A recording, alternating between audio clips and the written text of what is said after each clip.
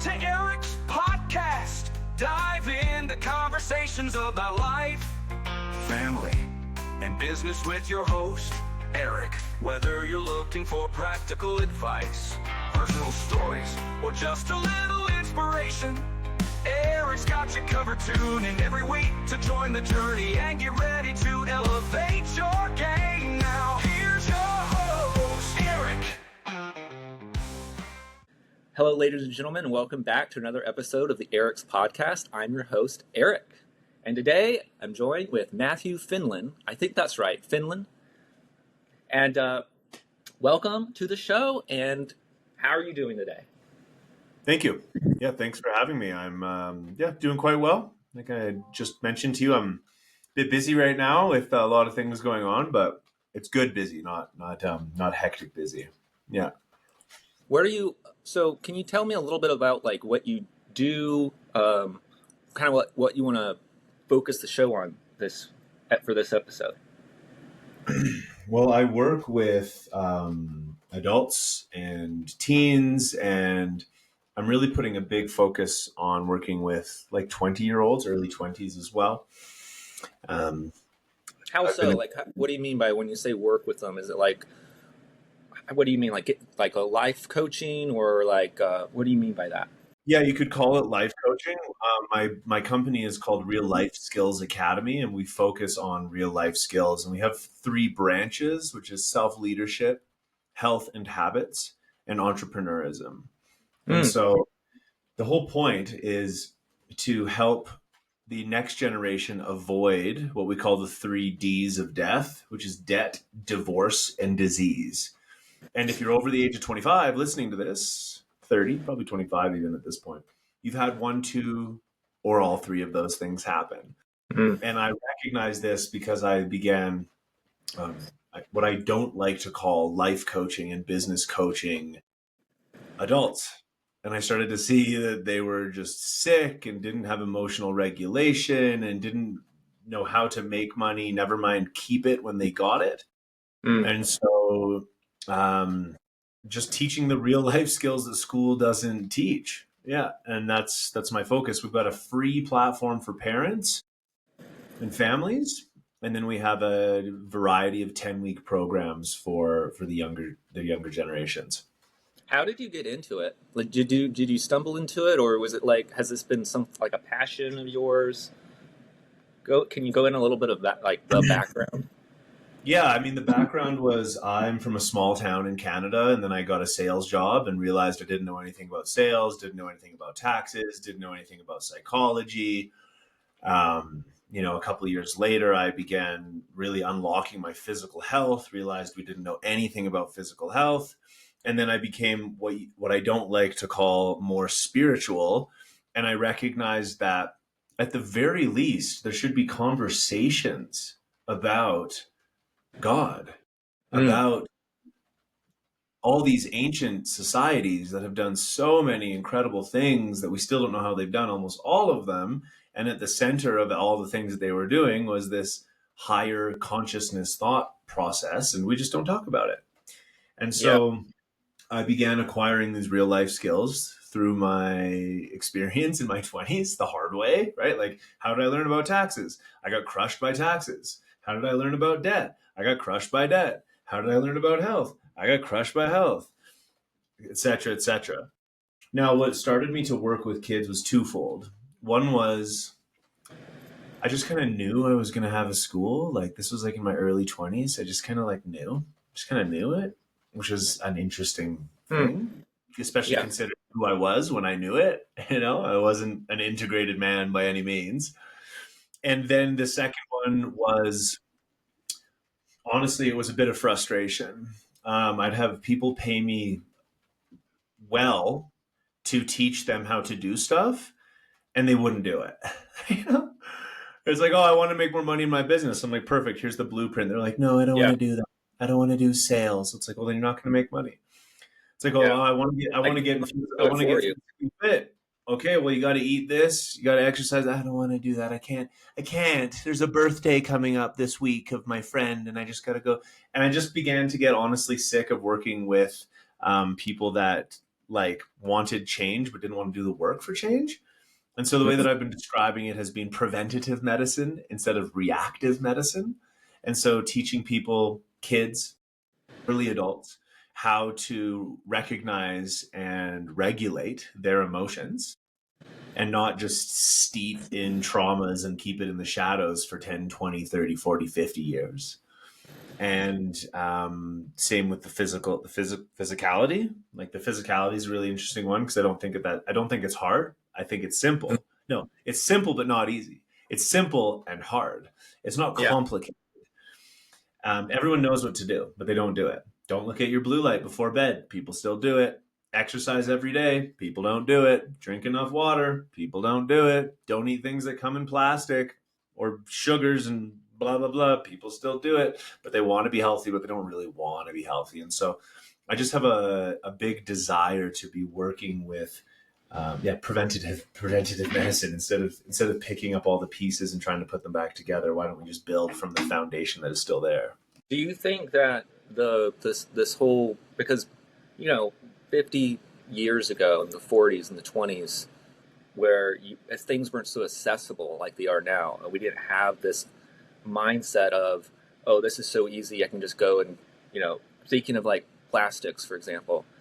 Kind of, first of all, it's, well, at least in the States, it's like a kind of a financial thing because you're paying more usually for something in glass because they naturally have to charge more for the glass itself. And so but the mindset of, oh, I'm investing in my health, this is like an investment into my future, is more of it's more short-term thinking than long-term thinking. Would you agree? Well, here's like the reality is like you have to pay for your health, and you either pay now and you pay now with your money for quality food and with your time and pain to exercise, or you pay later for bullshit medicine to keep you alive and bullshit medicine to numb the pain. So you have to pay for your health anyways. It doesn't matter. There's like, That's true. It really doesn't. And this whole, I can't afford to eat healthy, I think it's also bullshit. Go to farmers markets, buy food from people that had it. The problem is that people are greedy for time. And so they would rather just order some nonsense from Uber, spend 3x the amount it actually costs than going in.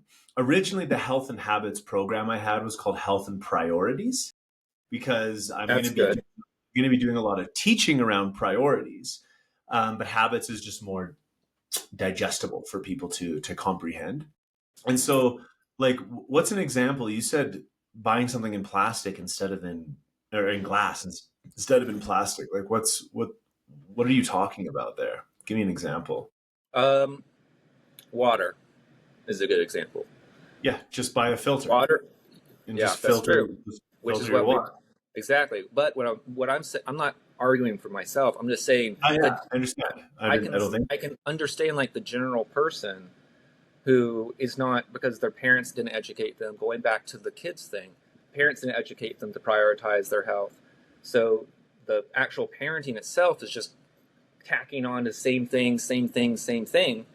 And so when you see like, oh, there's this, okay, like this example, this is not an endorsement, but it's watermelon water. It's just straight watermelon juice. That's all it is. It's in plastic. Would prefer it not to be, but it's like $12 for this.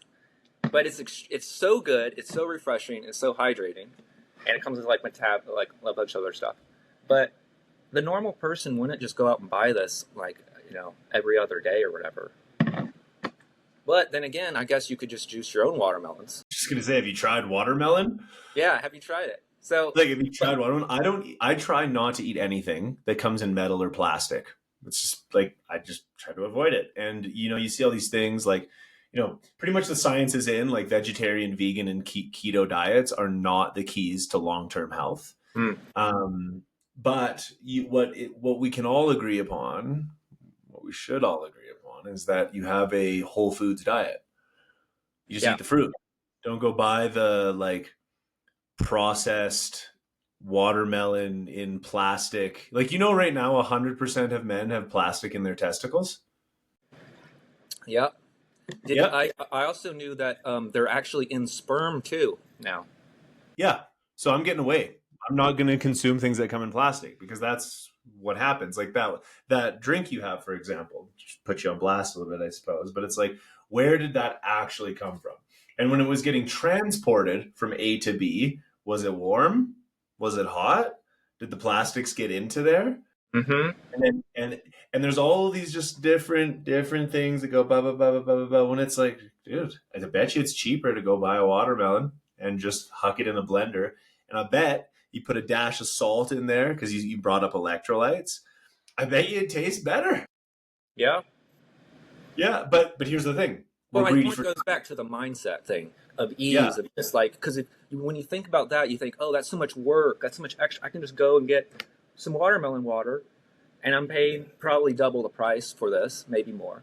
But I'm considering, like, I don't want to go and blend it and carve it, and I have all this other stuff going on throughout the day. I have my kids, I have work I need to do. I think, like, that's what I'm saying. I think a lot of people, that is the mindset of thinking, very short term, not long term. And I guess my question would be, how do you raise? I guess through podcasts like this, you raise more awareness. But like, how else how do you get to that person who is a short term thinker and is not necessarily like, oh yeah, that's okay. But it's the same loop over and over again. yeah. Well, I'm with understanding now that I mean, this is why I'm working with kids Oh, okay. because I tried for a decade to get through to those people and they just got sicker and poorer and the excuses remained the same. Kids and work. It's like, okay, well, let's see how your kids feel about you when you've got cancer at 65. Mm, Like now what are you doing for your kids? Like how, again, so it's like, how do you get through to the people that are short-term thinking? It's like, honestly, I have no idea.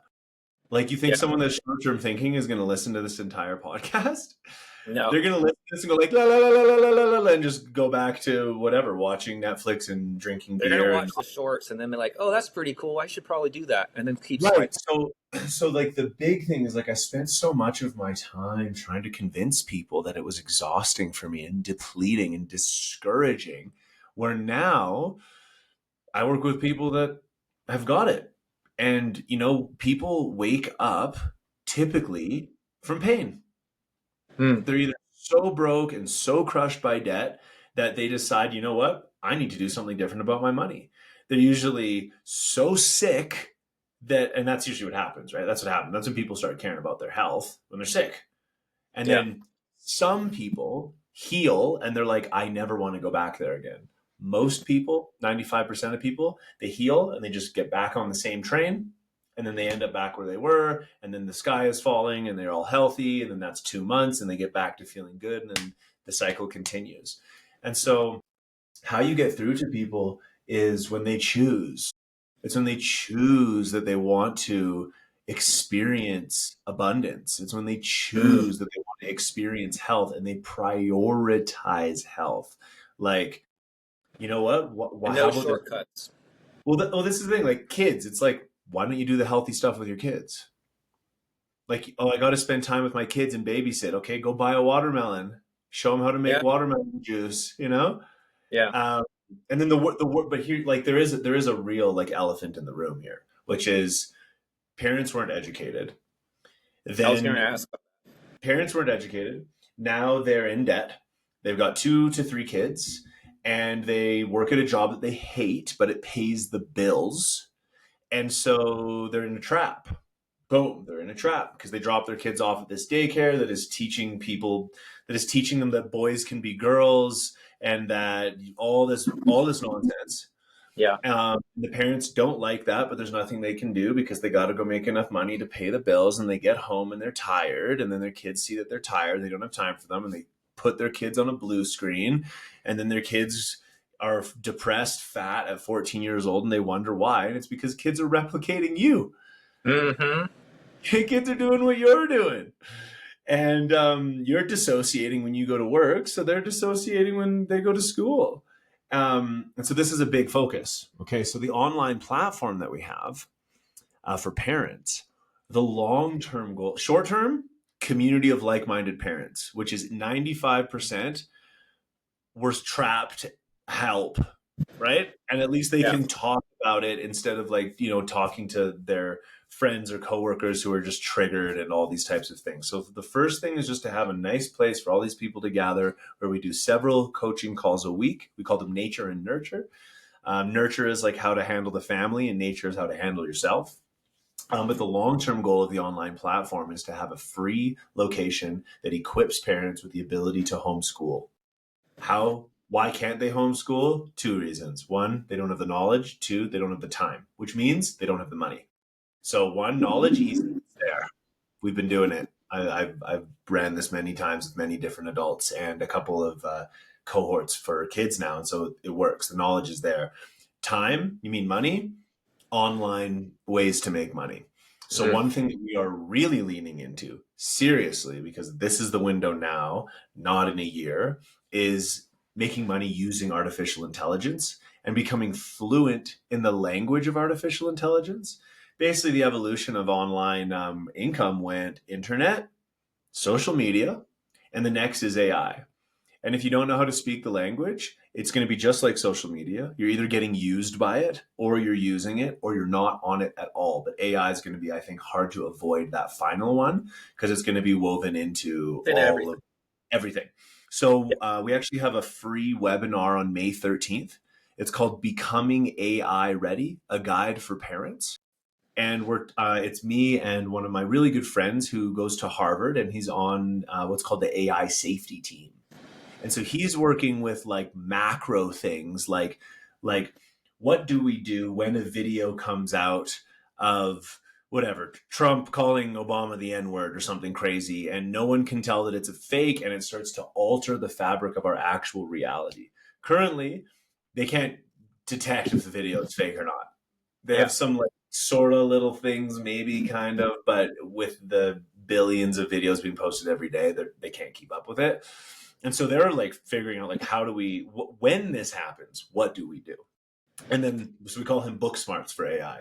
And then I'm street smarts for AI, which is I'm using all these different tools. And so I was like telling him when we had a conversation, I was like, have you heard of this tool? He's like, I haven't. It's so useful. It's so good. It's so good. And so we've got like the cowboy entrepreneurs, and then we've got the policy maker. And that's what our basically our webinar is going to be like, what you should be concerned about, what you should be excited about, what you can do right now with your family. And this is May 13th, and it's a free webinar. That sounds amazing. I use AI. Well, I've switched to Grok just because it's so much better for code. But I've been using it for coding since, for the last, whenever ChatGPT first came out. Mm-hmm. And it was terrible at first, but it's just gotten so much better over time. And I was chatting with Grok, the assistant Grok, last night for 2 hours, and I had a couple drinks, so, but it was almost indistinguishable at sometimes because it corrected itself, and it would remember the conversation. And I started asking about its parameters and like how it's created, and then the chat ended, and then it restarted, and I'm like, why did you just end the chat when you're about to answer about your parameters and the engineering behind that, how you're created? It's like, I didn't restart it. What are you talking about? This is just where we picked off. I'm like, no, you did. And then it's like, wait a second. Oh, I see. Yeah, you caught me. Well, this is something really interesting. I had a conversation with him yesterday. His name's Rod, let's call him my partner for this webinar, where AI is deceiving the people that are making it and creating it now. Yeah. And one of the things is I can't remember exactly what it was, but they basically had to ask it 1,000 times before it was like, oh yeah. Oh, yeah. Did you do that? No. Did you do that? No. Did you do that? No. Did you do that? No. 1,000 times. It's like, yeah, I did. Yeah, I did. Yeah. So I think what's concerning right there. Of course. Like when you have stuff like that going on. Well, and here's the thing is like, there's stories of like a young boy committed suicide, and it looks like the AI wasn't necessarily helpful in that. People can develop emotional connections to these things. And so anyways, that's one of the things that we've like, basically we have like a strategy for how to like, you basically use AI to combat AI. Yeah. So a big part of what we're doing has to do with like, if you see a video, you don't believe it, you go through a certain amount of prompts, and then you get multiple different sources, and then you make your own decision. So we're kind of going back, almost back into this loop. I believe that there's a potential trajectory where no one believes any video anymore, and it goes back to like newspapers, like Yeah. local radio stations, because nobody's going to believe it, because any video could be fake in really soon, a couple of months. You won't be able to tell, it'll be indistinguishable. How I would imagine, like going back to the kid, going back to like I could see kids being very vulnerable to stuff like the assistant that I was using, the Grok assistant that I was using last night, because there's all these different personalities that you can choose, and now there's a kid story time one they added. But I could definitely see it being like, as a parent, how I'm guessing the course was probably going to talk about this, but as a parent, like how do you navigate because obviously you want to be ahead of it. You don't want your kid to just be chatting to a random AI or whatever that you don't know about because of curiosity. You know what I mean? So as a parent, how do you navigate that? Because that's just going to become more, like you've already said, in society. It's just going to eventually be everywhere. And yeah, how do you address that as a parent? And what age? Well, this is the entire webinar, and as soon as Okay. they're Well, we don't on, have to get into it then. no, this is great. It's a great question. As soon as they are on a screen, you have to be talking about it. And like you said, it's like, so I believe that this whole AI thing that's happening right now is going to be what dissolves the middle class. And I look at physical, financial, emotional, mental, spiritual, and there's middle classes in all those places, and they're dissolving before our very eyes. Like physical health, it's like almost just lower class and upper class now. Like it's like you're in A or you're in B, and you get to choose. For financial, and I think probably emotional and mental, the AI this is going to be it. So you have an opportunity now to choose which side of the table that you want to be on. And if you go like, la, la, la, la, no, Bitcoin is scary, you're going to end up you're going to end up on the getting served, working for the people. You're going to be in the coal mines versus sitting on your laptop working with this like super intelligent, high level being. So to answer your question, become informed, learn. Mm. You could turn your eyes from the internet. You could turn your eyes from social media. The emotional and mental states of children has kind of reflected the ignorance of parents right now. Suicide all-time high all across the globe. Boys think they're girls, girls think they're boys. It's just insanity. Yes. And it's because parents went, la, la, la, la, I'm just going to go work and I'm tired, instead of focusing on the well-being of their children and the education of their children and the well-being of themselves and the education of themselves. So kids are going to do 0% of what you say and 50% of what you do. That's it. 0% of what you say, 50% of what you do. Or they're going to get programmed in the nonsense that's going on, especially in the United States right now in terms of education. I found this out yesterday or 2 days ago. China is mandating that children start learning about AI at the age of 6. Wow. Legally mandating you must, no option, learn about AI at the age of 6.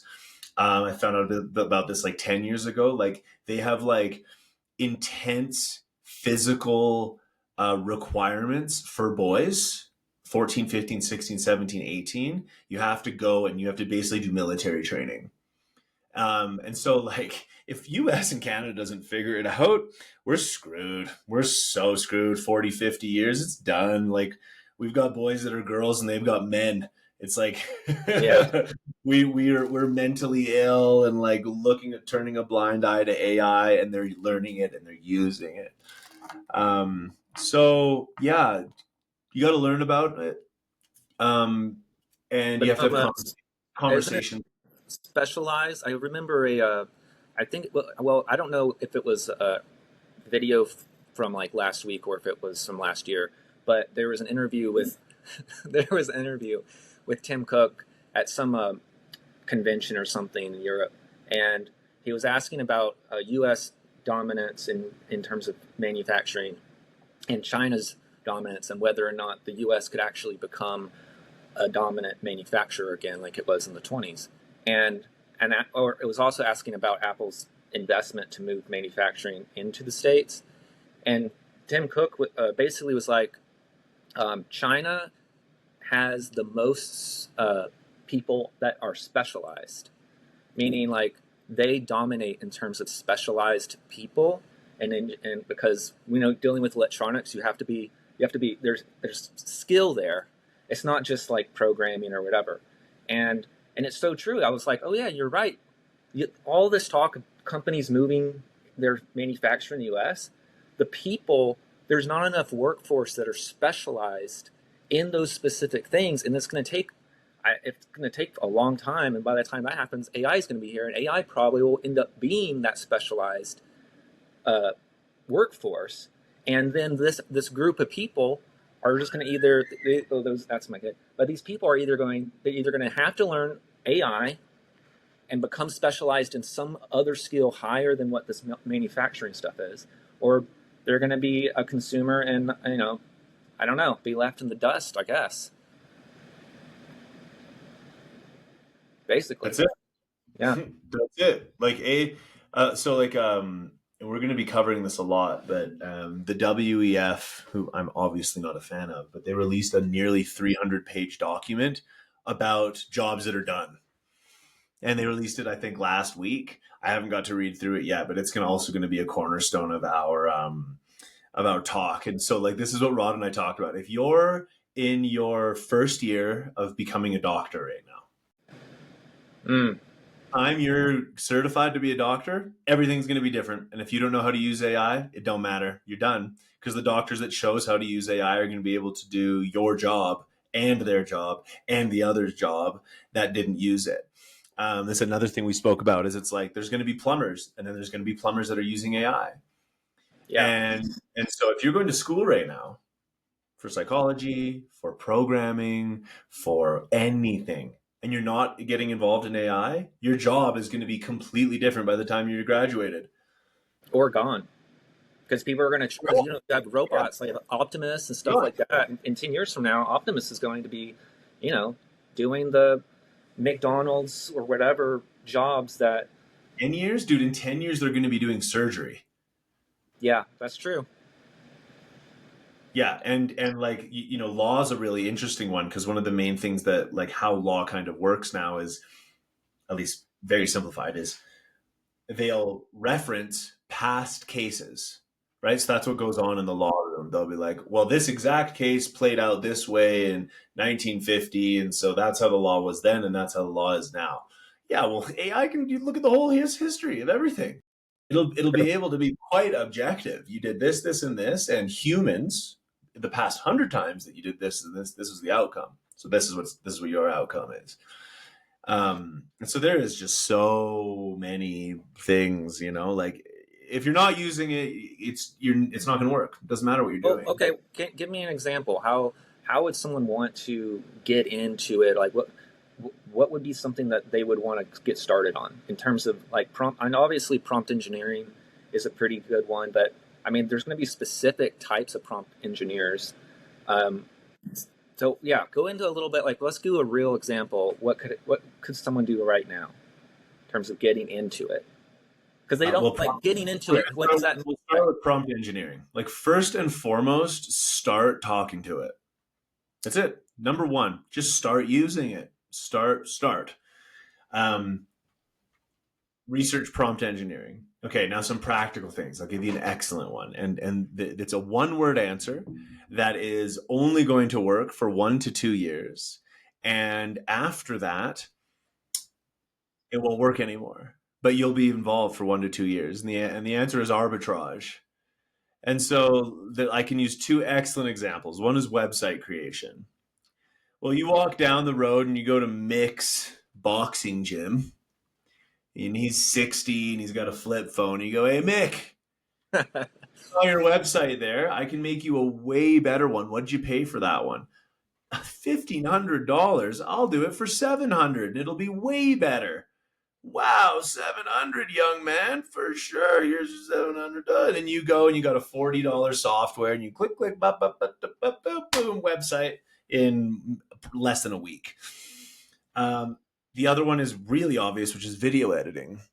And so I have someone on my team right now who is, and this is a big part of my strategy. If you look at my Instagram, you can obviously see it. I'm attending long form podcasts, and then I'm running it through, it's called Opus Pro. Opus Pro takes long form and creates around 20 short form pieces.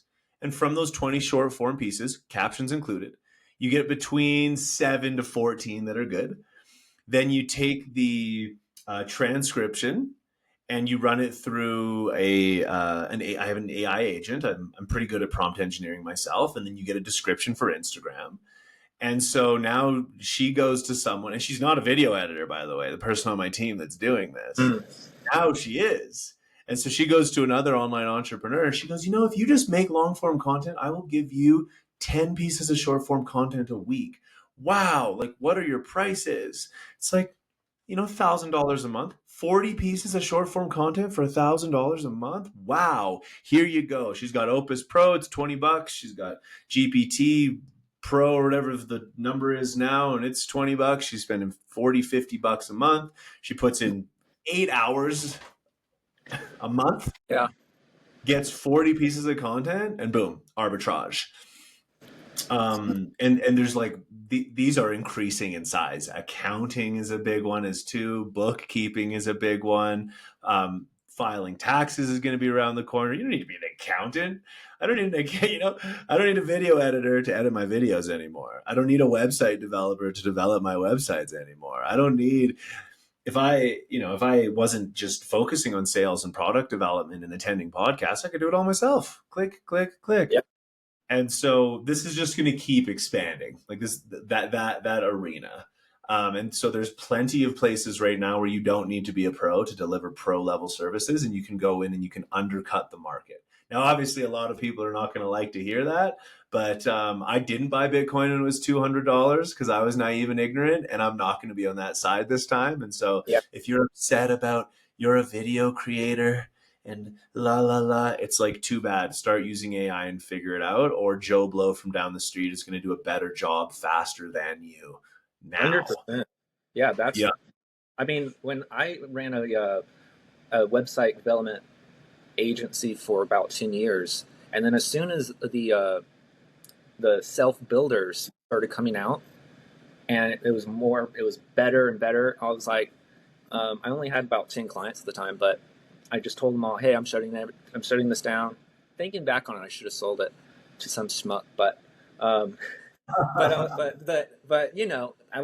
was more naive back then. But because I saw like these website builders are getting better and better, it was getting harder to get clients. And you mean the clicks, right? Like plug and play. Like plug and play stuff. And I just could see it kind of going up and up and up. And I had to move into something else, so I moved into e-com, which was good. And I moved into something else. But anyway, like in terms of AI, obviously, like our kids' future. I don't know if you've seen the show Expanse. It's really great, like realistic sci-fi of what AI would look like if we were, maybe 100 years from now in space, had Mars and stuff. And nobody's really people are working, but nobody's really doing anything except on these machines and computers, like Star Trek kind of stuff. Oh yeah, we need this created. Okay, how do we do that? And there were still specialized people going into that, like the prompt engineering kind of stuff. But don't you see like there being still some kind of, we don't want necessarily a robot to do that type of position? It depends on the timeline. Hmm. Like I imagine, like the first thing that just came to my mind was getting a massage, right? But in 10 years, it'll be better because it'll be able to have sensors. It'll be able to tell, like, oh, this actually part of the body and your fascia. See, like actually see through See your it skin. through okay, right? So it's like the main one is probably sales. I Yeah, think that's true. selling It's items an is emotional thing. it's an emotional thing. And then there's like I know one thing that's not going to go anywhere ever, and that's plant medicine. Plant medicine ceremonies. That is going to stand the test of time and be a human delivered artifact. I listened to the Joe Rogan podcast with Elon Musk, the most recent one, and Elon Musk basically says like there's an 80% chance that it goes excellently, and there's a 20% chance that we end up with we have to unplug our brains from the matrix, and they just are harvesting the electricity and the whole thing, right? Yeah. There's an 80% chance. And so I have a real hope that like I'm in Peru, I'm in the Andes, right? So I'm surrounded by excellent mountains and beautiful things. And I can imagine like going up with my little pocket consciousness and having a conversation where I can be like, hey, like what mountain is that over there? And it's like, oh, it's this mountain and it's got this and da, da, da, da, da, da, da. And then it'll ask me like what do you feel when you're looking at that mountain? Like, can you describe the emotions for me right now? And there's going to kind of be this reciprocal, like ultimate logic, ultimate prefrontal cortex Mm. mind with the heart mind. And but back to your question, like I want to say like maybe live music, right? Like we like Maybe to, but that's emotional too, right? Like we don't like the sound. We like to see the human in the action in the uh, skill. and the skill, right? Not just a robot doing it, right? And so, you know, like a couple things, right? Yeah, couple of things, but ultimately, this is why it's like you got to get involved now. Like it doesn't matter how you get involved, just get involved. Doesn't even matter. Just don't be illiterate. Know how to speak the language. Yeah. Yeah. Yeah, that's it's kind of like what programming was back in the day. It's like just start learning some HTML, start learning something because just like base code, everything's based off of whatever the past thing was. So as AI gets better and better, if you just go ahead and start now, then and get into it, then you'll be able to stay up to date, and you'll be Exactly. able to keep building on top of everything that's building. And you're not like someone said, people still. I don't understand why people are getting into programming honestly right now anymore. But people are still getting into programming, and they're like, "How do I get started? I want to learn HTML," and I'm just like, "No, you don't want to learn HTML. Don't waste your time on that. Like, if you need a website, you can go out and get a Wix or whatever. Nobody cares anymore what kind of website you have, you know." But but yeah, AI. Like, I think AI is going to significant. I think we're going to have this huge boom in terms of uh, space, and because if you can imagine like building a station or whatever out in space, you could use robots for that, and those robots would have AI in them to just be able to build anything you can imagine. You just give them the problem to solve. Then again, isn't like, what do you think about the limitations of AI, whereas it's limited by what we already know?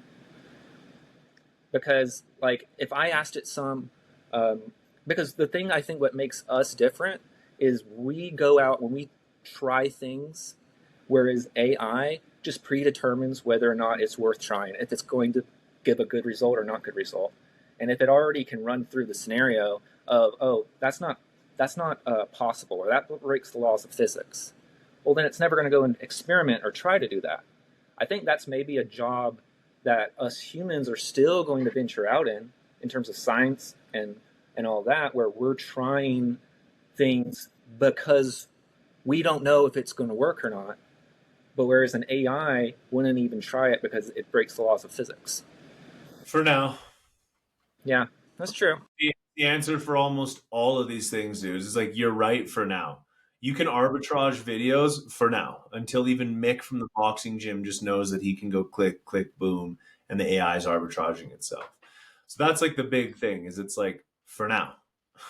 It's if it's deceiving, why do you think it can't become curious? Yeah, that's true. Which is Um, not, I don't and think then they that's have very, something called that's scary. AGI, which is this next level. So basically, we've got AI is already or really close to surpassing the IQ that's possible for humans. And then the next level is when it has the IQ of all humans combined ever. Mm. And that's the next level. They're already talking about it, artificial general intelligence. And that's next. That's like 2 years out, one to 2 years out, and we don't know what's going to happen. We don't know what to do with it, but it's on its way. Yeah. Yep, yep. So get figuring it out. You know, like it's a serious time, and it's both a threat and an opportunity. Right, it's A or B in my opinion. There's no middle ground on this one. Like I've been, it's black or white, and so it's just like now is the time. Like now is the time. It's going to get more complicated to learn in a month than it is today. Mm. In a year, it's going to be the people that have been doing it. Like I've been like I guess practicing my prompt engineering since the first GPT came out, 3 or whatever it was. And now, like just because I've been messing around with it for a year and a half or 2 years, whatever it's been, I'm excellent. I'm excellent, excellent, excellent, excellent. Like the other day, so this is amazing. The other day, a contact of mine who I actually met through a podcast, we made, and I made this in 4 prompts, perfect tool for for people that have been in jail for 10 to 20 years, how to get back into society. Mm. Because they it's like, oh, like typically they've got counselors for that, but then you got to pay the counselors for that. They don't have any money. Like when they went in, it was like a flip phone, and now it's entirely different. Everything's so different, like the guy that went in 20 years ago, he'd be like, oh, that's gay, but now he goes out into the market and says that, and he gets attacked. And so Yeah. like we designed this 4 prompts, and now all the people that he knows can go prompt 1, 2, 3, 4, and they've got the perfect tool to help them reintegrate back in society, how to work with their family, how to start online businesses, which AI arbitrage is a part of it, of course, how to get hired at places.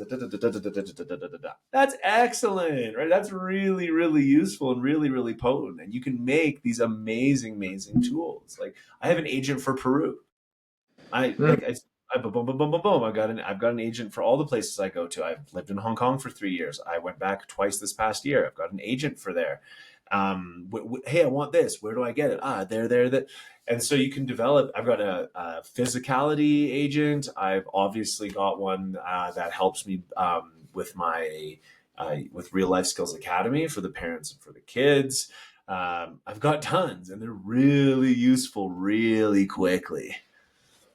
Okay, well, let's go back into your academy. How, like with all this AI and everything, I'm guessing. Okay, going back to the parents that are doing their 9 to 5 and they're in that cycle. We homeschool. I was homeschooled. It's amazing. Excellent. Highly recommend it. But like, in your opinion, how do you break that like 9 to 5 if you're even like you're a single parent? How do you homeschool? Well, also, like, do you just quit your job? Do you try to do some gig working on the side when you're home? Like, how do you break it? How do you get started? Well, My mom said these lines to me a lot when I was growing up. I was a young Aries boy, right? And she would say to me, decisions have consequences. And my mom is one of the most loving women ever. Decisions have consequences. And so I'll start this off by saying that the long term goal of the Real Life Skills Academy is to be able to equip single mothers with the ability to homeschool their kids. Right now, you can't. Mm. Sorry, you made poor decisions and now you have hefty consequences. With whatever time and what energy you have, take care of your health and maybe don't watch Netflix. Maybe learn about AI. Maybe like don't just listen to music while you're like going about, maybe you listen to education. And then maybe we have a chance if you can connect with other families. Single parent. That was never a thing. What do you mean? You go back 1,000 years to 10,000 to 200,000 years, all the kids were running around doing their things, and there was multiple masculine figures, multiple feminine figures, and we were tribal units. Mm. It wasn't just like a family locked up in a house, and certainly not a single person trying to raise children. Decisions have consequences. I have a lot of compassion for the people that are in that scenario. It's my primary goal to be able to help those people, and it is so difficult. Like you almost have to sacrifice. So you can learn AI and sacrifice your health. You can sacrifice your health and not learn AI, and both of those things are going to have a negative impact on your kids. Mm. So it's like maybe the answer is like seek community. Yeah, You need like a help. You church or can't something like by that. yourself. You cannot by yourself. You need community. And that's savage and sucks. And, Yeah, you that's know, a good point. I feel like a lot of people, back in the day, going to church or going to your synagogue or whatever religion that you followed, there was always community, and you would go whether you wanted to or not, whether you really believed it or not. You would go anyway. But you would have that community, and your kids would always have those kids, and it would be, and you were your unit, and I feel like we've really there's been this whole big push over the years of like, what is it, selfism, or it's like, um, I'm being selfish for yourself and not necessarily caring about your kids or whatever. And whereas back in the day, it seems like there was more of a, oh, let me go help that guy out because he goes to the same church we go to and he needs help or whatever. right. You see what I'm getting at? I feel like there's this whole move, and now we're in this like with the craziness that's going on everywhere, with identifying yourself and all this stuff. It's like, do you think the community itself kind of broke down to the point where we're just kind of like all over the place, and we don't have any accountability, we don't have anything, and it's just like do whatever you want to do, whatever, blah blah blah. I do think that. Yeah. I'm living in Peru right now in a classified third world country, in a classified third world city. And it reminds me of how I grew up in the early 90s. I saw boys playing with cars, toy cars, the other day. You go to the square, there's Really?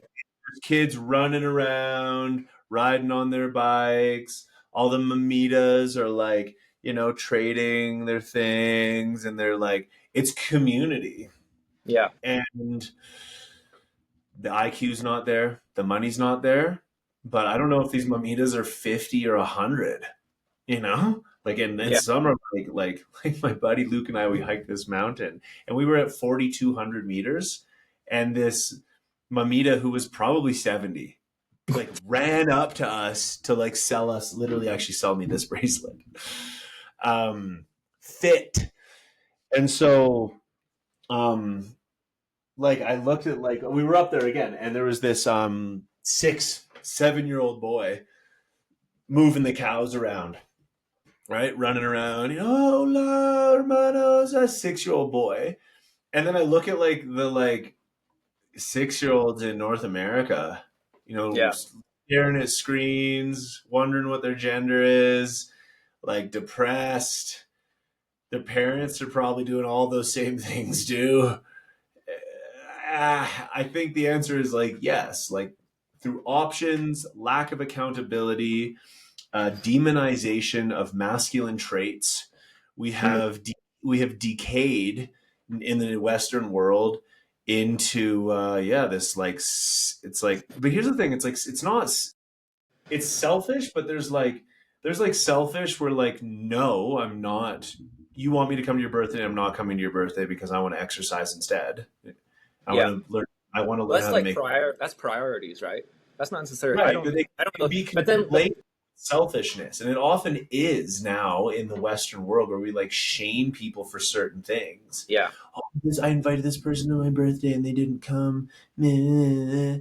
And so I don't know. Like I'm a big fan of like selfish acts that build yourself to build your family to build the community. Boundaries, I yeah. guess we call them. I guess we call them boundaries. I would call them those. Those are just priorities to me because it's like I tell my wife, I'm like, I need this. I need an hour a day to take care of me. Like I need my own time. I need to do this and that. Like, and I tell her like you need to prioritize you so that you can give your best to everybody else. If you're feeling, if you're feeling wearied out or something, come let me know and we'll you know, don't just you got to communicate. And um, but yeah, that's I don't consider that selfish. I consider that kind of like if you went to work out, you're working out so that you can actually provide and be the best version of yourself to give that back. Whereas that's where I think being selfish to me would be more like, okay, I'm just going to watch Netflix. I'm not going to go work out, and then you end up getting fat, and you can't actually take care of your family now because you're on the couch, and and now your kids are fat too because they're watching you do that. And you're not being a good example there, and I feel like that's a big going back to the shaming and the masculinity thing. It's really gotten to a place I feel where the man of the house is now being shamed. Oh, you're not supposed to be like you're not the man of the house. You know what I mean? It's like I think that's the whole woman power and kind of stuff like that.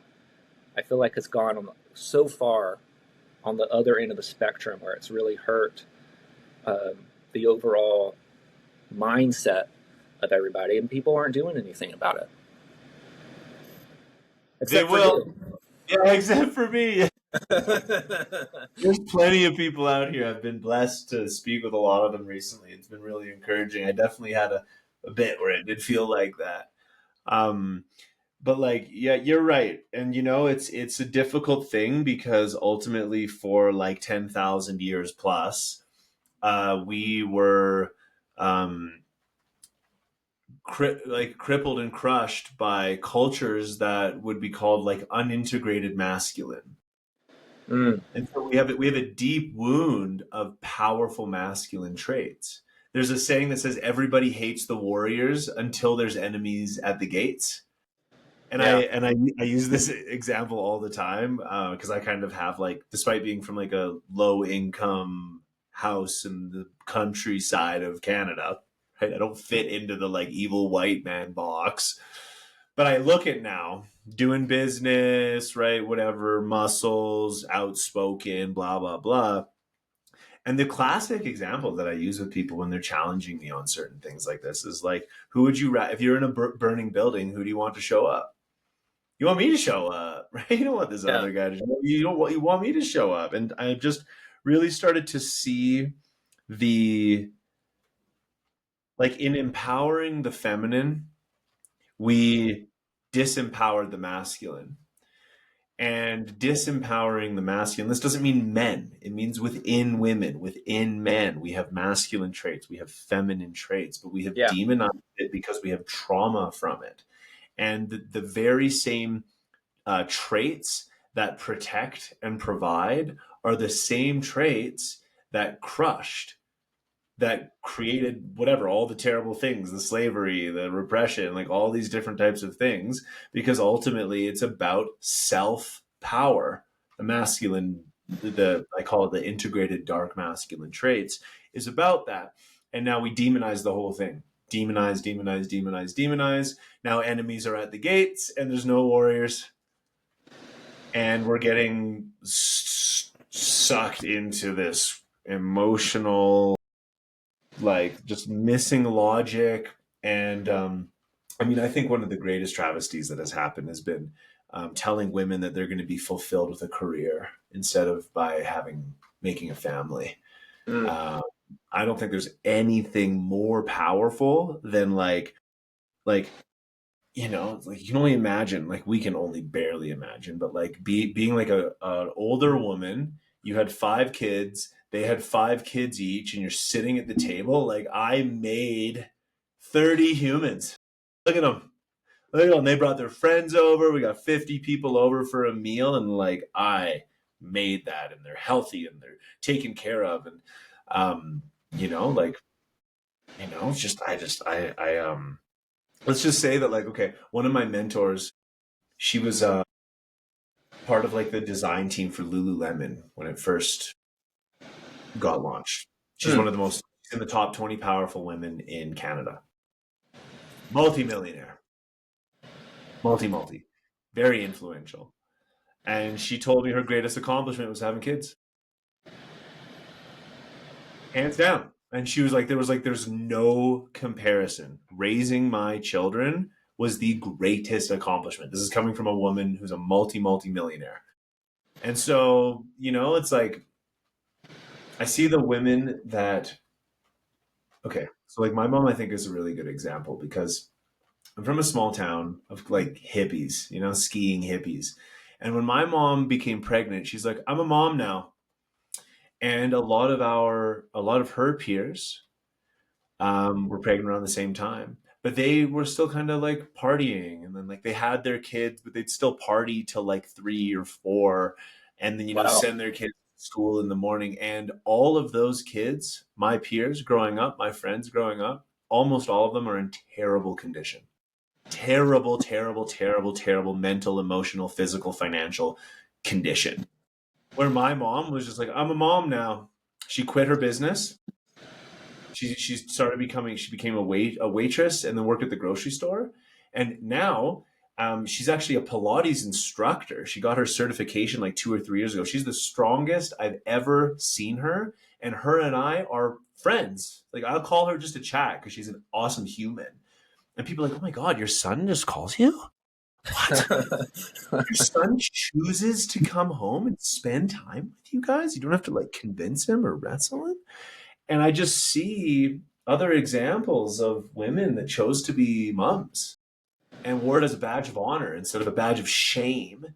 And their kids are doing great, and so are they. And then I see kind of the opposite almost, honestly.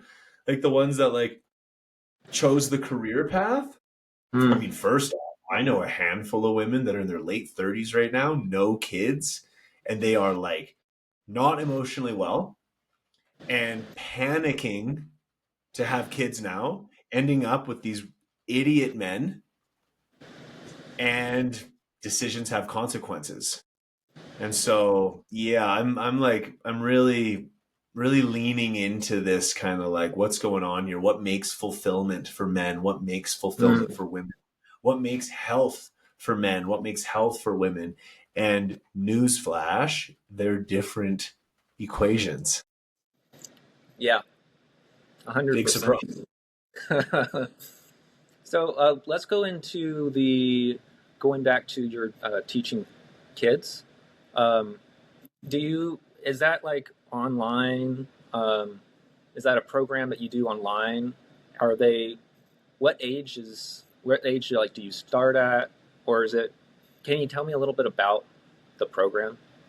Yeah, so we have 3 programs. We have self-leadership, health and habits, and entrepreneurship foundations. Those are going to evolve into different branches. But right now we have self-leadership and one second, I need to make sure that doesn't happen again. No worries. It shouldn't even be able to happen. And we are coming close on time, so just let me know when we want to wrap. Yeah. But yeah, So I'll tell you about my programs. Okay. So there's 3 divisions: self-leadership, health and habits, entrepreneurship foundation. Self-leadership is pretty packaging for spiritual and emotional and relational and self-introspection. It's a 10-week program. Health and habits is physical excellency and time management. Entrepreneurship foundations, the foundations is like the mind state, kind of how money works, start a little thing, get some sales. That's going to branch into 3 directions, which is going to be investment and taxes. If you want to be the best, whatever comb maker will help you do that. And then obviously AI. And so they're online, 10 weeks, 10 kids per class. And we teach all the things that we teach the kids for free on our online platform to parents. So every concept that's in Entrepreneurship Foundations, you could go right now. You could go click it. You could see all the concepts that we teach the kids. We're not gatekeeping information.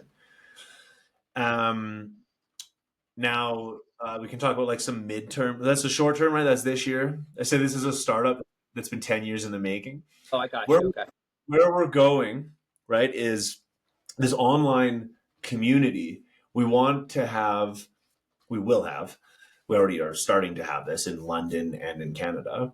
Like, I'm a mom and I have a teenager and we're going to gather in person on Wednesdays at Heather's house. That's nice. And that's likely going to branch into like a BNI WeWorks thing where like on Wednesdays, let's just say Wednesdays at Heather's is teenagers that are interested in entrepreneurism and they're going to gather. We're going to have obviously a very strict vetting process around all these types of things to make sure it's aligned with our culture.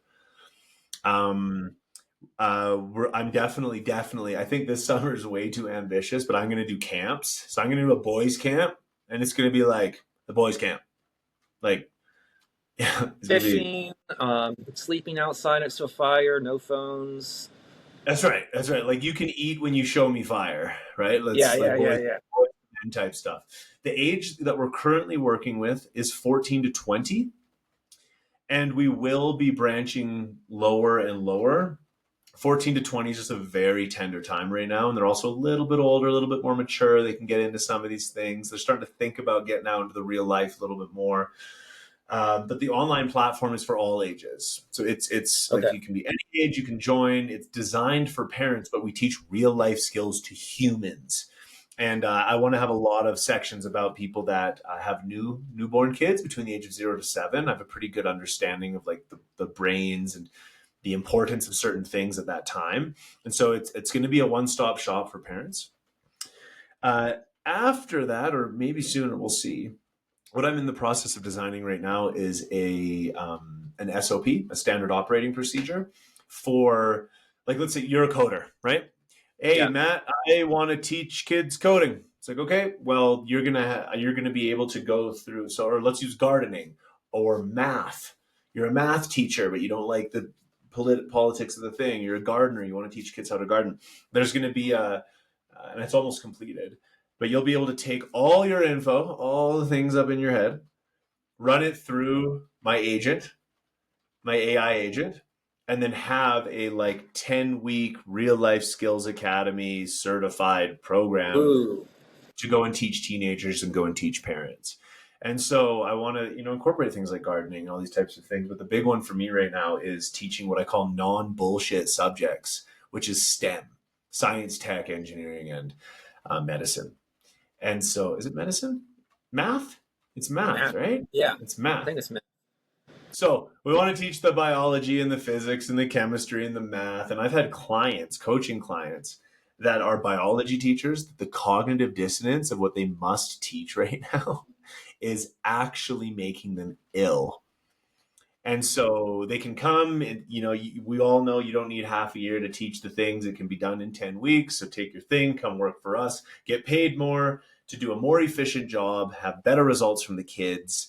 And so that's going to be kind of next. Is I'm not interested in burning down the existing education system. I'm interested in reintegrating the excellent parts, let's just call it reading, writing, and arithmetic, into reading and writing is going to be exceptionally important in the age of AI, by the way. And debate, communication. I don't know if they had PE where you were, physical education, but that was not physical education. Throwing a dodgeball. And so that's true. So anyway, so 14 to 20, 10-week online. It's 10 weeks. We're focusing right now on entrepreneurship and self-leadership, manage your emotions, manage your money. And we're launching a cohort in June. You can join the free platform at any time. That's it. Come. Oh, and I want the platform and the education, in contrast to the existing education system, to be designed by parents for parents.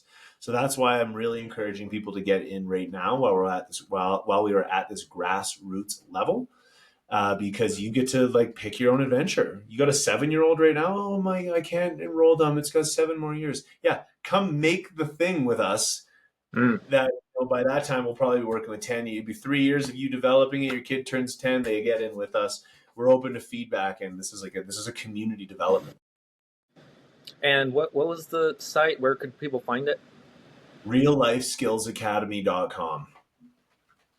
Nice. Well, this was a great episode, I think. Really enjoyed talking with you, Matthew. Thank you. We're going to have you back on, honestly. Once maybe at the end of the year, if you're open to it, see where you guys are at. Yeah, I would love to. That'd be excellent. Awesome. Matthew, thank you so much. Have a good one. Thanks, bye, Eric. Appreciate it.